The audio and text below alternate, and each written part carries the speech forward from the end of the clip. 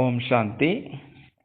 குருப்பில் உள்ள அத்தனை மகானாத்மாக்களுக்கும், வரக்கூடிய சம்பூர்ண ராஜ்யத்தில் வரக்கூடிய அத்தனை தேவாத்மாக்களுக்கும் இனிய இரவு வணக்கம். இன்னைக்கு எல்லோருமே அழகாக பாபாவுடைய சேவை செய்து நீங்களும் பிராப்தியை எடுத்து விட்டீர்கள், பாபாவை வெளிப்படுத்தி விட்டீர்கள். ஸோ இந்த செய்தி கேட்கும்போது பாபா ரொம்ப குளிர்ச்சி அடைவார். அவருடைய கண்களிலிருந்து நாம் அந்த சக்திகளை வாங்கிவிடலாம். அந்த வகையில் எல்லோருக்குமே குழுவின் சார்பாகவும் பாப்தாதாவின் சார்பாகவும் நாங்களை நன்றிகள் தெரிவித்துக் கொள்கின்றோம்.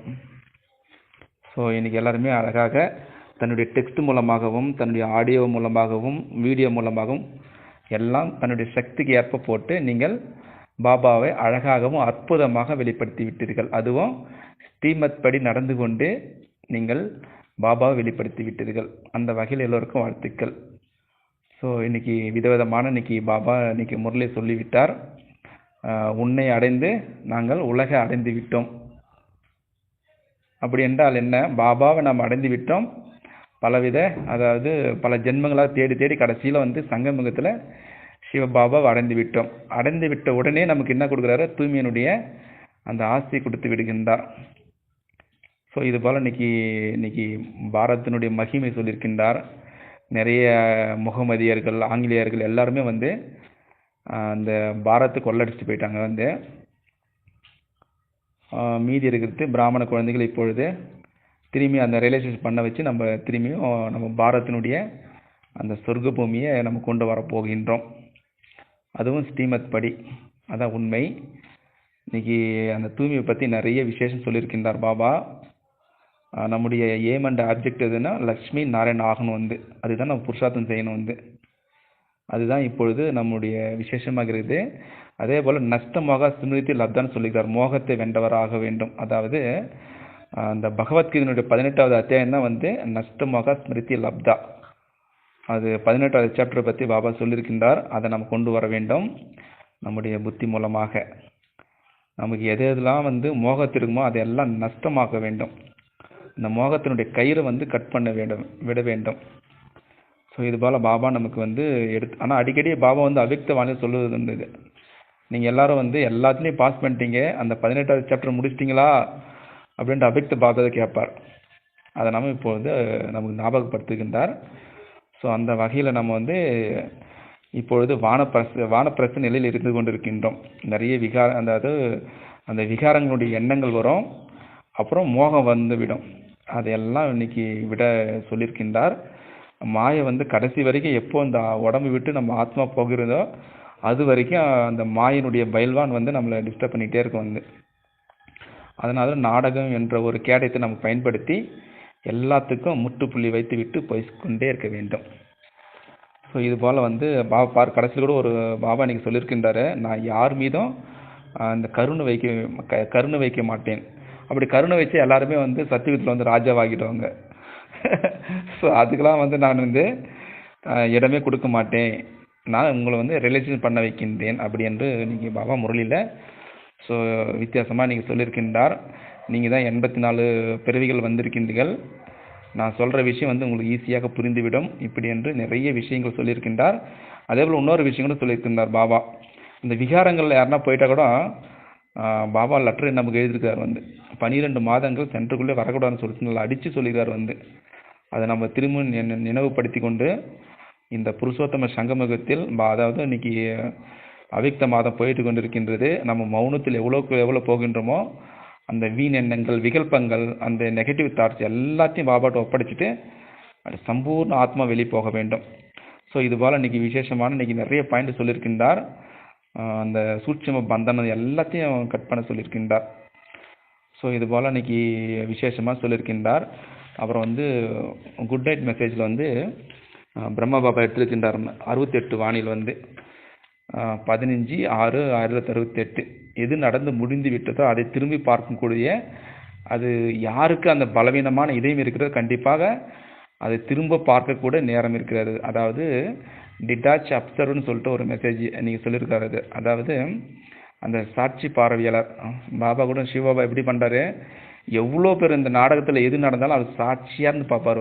அது ஒரு பெரிய ஒரு அது ஒரு பெரிய சக்தின்னு சொல்லலாம் வந்து இந்த சாட்சி பார்வையாளர். நாம் கூட அதுமாரி கொண்டு வர வேண்டும். எது நடக்கிறதோ நம்ம அது வந்து சாட்சியாக இருந்து பார்க்க வேண்டும். இப்போ வந்து நம்ம ஒரு நடைமுறை ஒரு பயிற்சி செய்யலாம் வந்து. அப்படியே கண்ணை திறந்துக்கிட்டு அப்படியே மூச்சு இழுத்துக்கிட்டு நல்லா அப்சர்வ் பண்ணிட்டு பாருங்க. அப்படியே நம்முடைய அப்படியே மனதை பாருங்க, அப்படியே சாட்சியாக பாருங்க. அப்படியே நம்முடைய கழுத்தை சாட்சியாக இருந்து பாருங்க. ஃபஸ்ட்டு வந்து உடலுக்கு வந்து ஒரு சாட்சியாக ஒரு திருப்தி கொடுக்கலாம் நமக்கே வந்து. நம்முடைய கழுத்து பாருங்க, நம்முடைய ஸ்டொமக் அந்த வயிற்று பாருங்க, சாட்சியாக பாருங்க. எங்கெங்கே பலவீனம் இருக்குதுன்னு செக் பண்ணிக்கலாம் அப்படியே வந்து.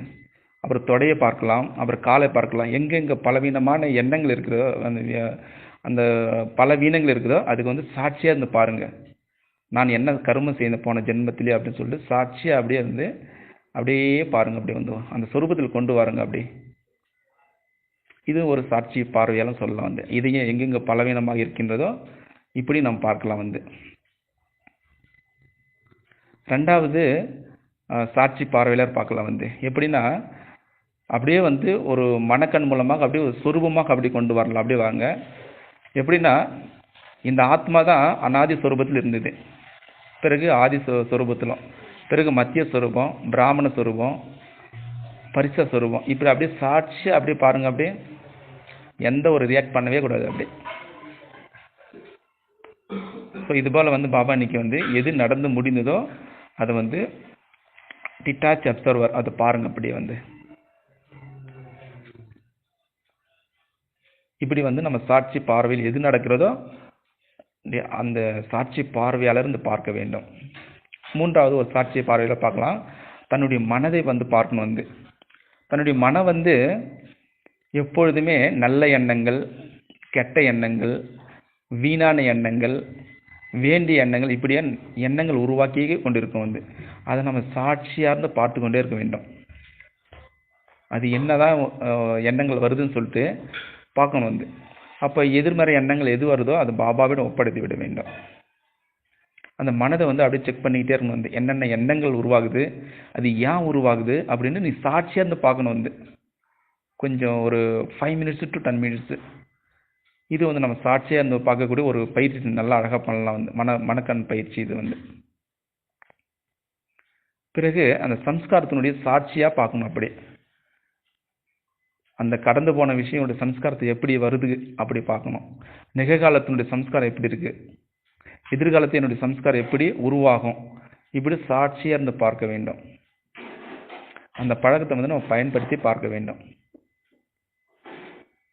பிறகு இன்னொரு பயிற்சி வந்து செய்யலாம். அந்த டிட்டாச் அப்சர்வர் வந்து அந்த சாட்சி பார்வையாளராக இருந்து நம்ம 10 மணிக்கோ இல்லை 9 மணிக்கு தூங்க போகிறோன்னா வைத்துக் கொள்ளுங்கள்.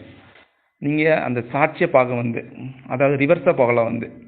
எப்படின்னா 10 to 9, 9 to 8, 8 to 7, 7 to 6, 6 to 5, அப்படி மேலேருந்து அப்படியே கீழே வந்துக்கிட்டே வரணும். நான் நாள் முழுவதும் எப்படி நான் வந்து என்னென்ன வேலைகள் செய்தேன், என்னென்ன மனம் சொல் செயல் மூலமாக நான் எப்படி ஸ்ரீமத் படி இருந்தேனா அப்படின்னு அதை வந்து நம்ம சாட்சியை வந்து பார்க்கணும் வந்து.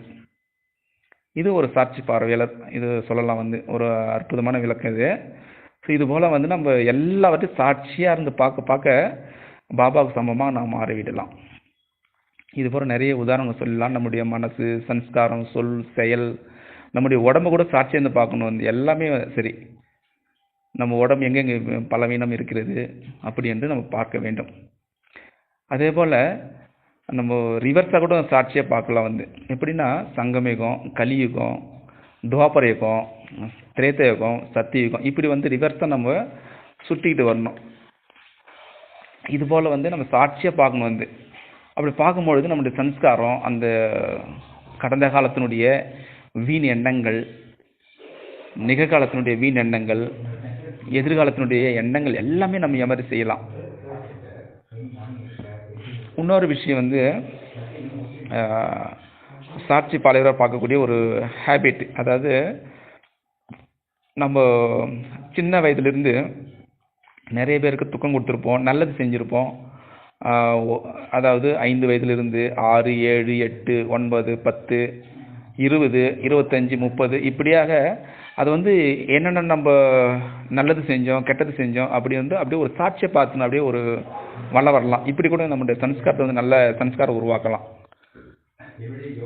இதுபோல் நம்ம சாட்சியாக இருந்து அந்த பார்க்கக்கூடிய பழக்கத்தை நம்ம பார்த்து கொள்ள வேண்டும். அப்படி கொள்ளும் பொழுதுல பாபாவுக்கு சமமாகவும் சம்பூர்ண தன்மை கொண்டு வரலாம் அந்த டிட்டாச் அப்சர்வர். இப்போ பாருங்க, சில பேர் என்ன பண்ணுவாங்க, நாஸ்திகர் ஆஸ்திகர்கள் எத்தியஸ்ட்னு சொல்லுவாங்க வந்து, அதாவது கடவுளும் இல்லாமல் நாங்கள் வந்து நிர்வாண தாமத்தை அடைந்து விடுவார்கள் என்று சொல்வது உண்டு நிறைய பேர் வந்து. அதாவது புத்தர்கள் அந்த ஜெயினு அதெல்லாம் சொல்லுவாங்க, எங்களுக்கு கடவுள் வேண்டாம் எதுவும் வேண்டாம், ஆனால் நாங்கள் வந்து நிர்வாண தாமத்தை அடைந்து விடுவோம் அப்படின்னு நல்லா ஆணித்தனமாக சொல்லுவாங்க. ஆனால் கடவுளை யார் யார் புரியலோ அவங்க வந்து நாஸ்திகர்கள், யார் யார் கடவுளை தெரிந்து கொள்கிறாரோ அவர்களாம் ஆஸ்திகர்கள்.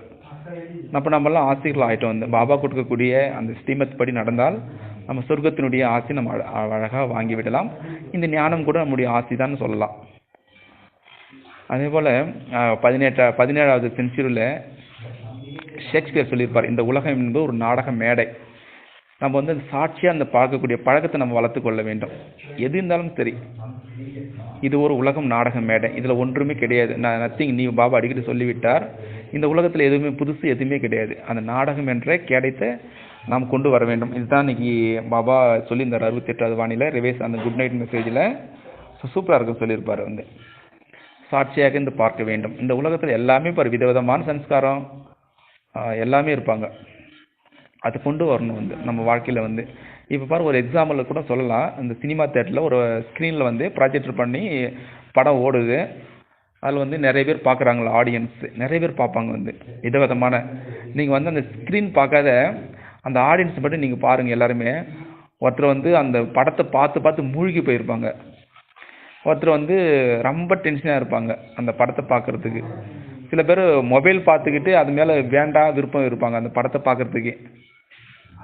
ஒருத்தர் வந்து என்ன பண்ணுவாங்கன்னா அதை சாட்சியாக பார்ப்பாங்க. வந்து படம் ஓடிட்டு இருக்கோம், அவங்க மனசு மட்டும் வெளியில் இருக்கும். ஒருத்தர் ரொம்ப அழுவாங்க அவங்க அந்த காட்சியை பார்த்துட்டு. ஒருத்தர் என்ன பண்ண பலவீனமாக இருப்பாங்க. இப்படியாக அந்த படத்தை பார்க்காத நம்ம சாட்சியாக இருந்து அந்த ஆடியன்ஸ் மட்டும் பார்த்தா விதவிதமாக இருப்பாங்க ஆத்மாக்கள். அது வந்து எல்லைக்குட்பட்ட அந்த படத்துக்கே இப்படி அழுகுறாங்க. விதவிதமான எமோஷன்ஸு ஃபீலிங்ஸு எண்ணங்கள் உருவாக்குன்றாங்க அந்த படத்துக்கு. ஆனால் நம்ம எல்லைக்கு அப்பாற்பட்ட ஒரு பெரிய ஒரு நாடக மேடையில் நம்ம நடந்து கொண்டிருக்கின்றோம். அப்போ நம்ம எப்படி சாட்சியாக இருந்து பார்க்க வேண்டும், எல்லாருமே சாட்சியாக இருந்து பார்க்கக்கூடிய பழக்கத்தை நம்ம இந்த அவ்யக்த மாதத்துக்கு கொண்டு வர வேண்டும். ஸோ இதுபோல் இந்த என்னதுன்னா டிட்டாச் அப்சர்வர், சாட்சி பார்வையாளராக இருக்கக்கூடிய அந்த பயிற்சி நம்ம வந்து இந்த அவ்யக்த தினத்தில் நாம் கொண்டு வர வேண்டும். எல்லாவற்றையும் எது நடக்குதோ எதுவும் புதிதல்ல, அதை நாம் கொண்டு வர வேண்டும். Nothing new. அதை கொண்டு வந்தால் கண்டிப்பாக பாபாவிற்கு எப்படி பாபா நாளைக்கு என்ன நடக்கிறதோ அதை கூட வந்து சொல்ல மாட்டார், வந்து சாட்சியாக பார்ப்பார். அவ்வளோ தைரியம் பாபாவுக்கு. நாம கூட அது மேலே பயமற்றவராக, இன்னைக்கு முரளினுடைய சாராம்சம் வந்து பயமற்றவராக வாழ வேண்டும். இதை உலகத்தை முடிய போகுது, அதுக்கு கூட நம்ம வந்து பயம் வரக்கூடாது. வந்து அந்த நிலையை நாம் கொண்டு வர வேண்டும். நம்முடைய மனநிலையை ஆடாத அசையாத நிலை கொண்டு வர வேண்டும். ஸோ இது போல் நம்ம எல்லாமே, நம்முடைய உடம்பும் சரி நம்முடைய மனதும் சரி, சூட்சமாக ஃபிசிக்கல் இருந்தாலும் சரி சப்டில் இருந்தாலும் சரி, எல்லாமே வந்து தன்னுடைய அந்த சாட்சியாக இருந்து பார்க்கக்கூடிய பழக்கத்தை நம்ம வளர்த்து கொள்ளலாம். இது மாதிரி நான் தினமும் ஒவ்வொருத்துக்கும் எல்லாவற்றுக்கும் நம்ம அந்த ப்ராக்டிக்ஸ் பயிற்சி செய்து செய்து பாபாவிற்கு சமமாகவும் சம்பூர்ணமாக ஆகிவிடலாம். சரிதானே? அச்சா, ஓம் சாந்தி. மீண்டும் சந்திக்கலாம் நாளை காலை அமிர்த வேளையில் சம்பூர்ண பரிசு அவனுடைய ராஜ்யத்தில். Okay, Om Shanti. Good night.